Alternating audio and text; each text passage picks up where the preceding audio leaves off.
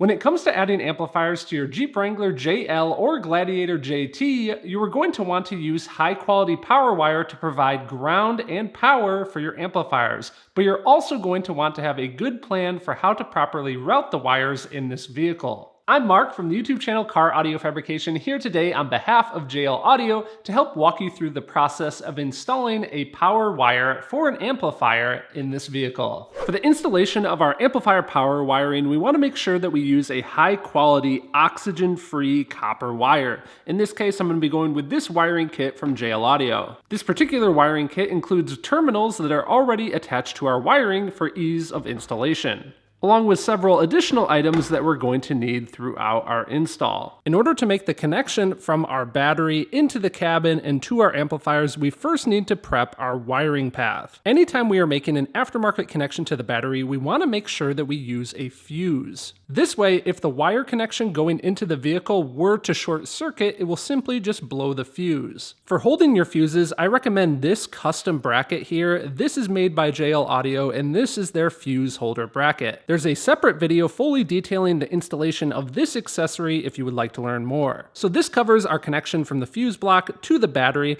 Now we need to determine how we're going to go into the vehicle. On the battery side of the vehicle, there's actually a lot of components in the way of the firewall, so it's actually better to bring our wiring alongside this factory wiring path and then down through this grommet here. If we go into the footwell of the vehicle and we look up here, we're going to be able to see the inside of that grommet. From the engine compartment side of the vehicle, we can use a pry tool and carefully pry the grommet out of its position. Once we get the wire through the firewall, we want to come along here along the door sill. So we're going to need to remove this, and I recommend that you then run the wiring underneath the carpet to our amplifier location. You don't necessarily need to remove the seats. I did so for illustrative purposes, but for your amplifier racks, there is a nice spot here underneath the seat, and this is also made by JL Audio. This is their amplifier rack accessory, which allows the mounting of several different JL Audio amplifiers. Again, another full video about this accessory is also available. To remove the door sill out of the way, we're first going to remove this cover plate by pulling it towards us. This gives us access to the door wiring harness, which we can remove by first pushing up on the red tab. Then there is a black tab down below that we need to push in, which releases this white swinging tab that we can swing up and out of the way to remove the harness. Next, I remove the wire harness receiver by pulling down and removing it off this plastic piece,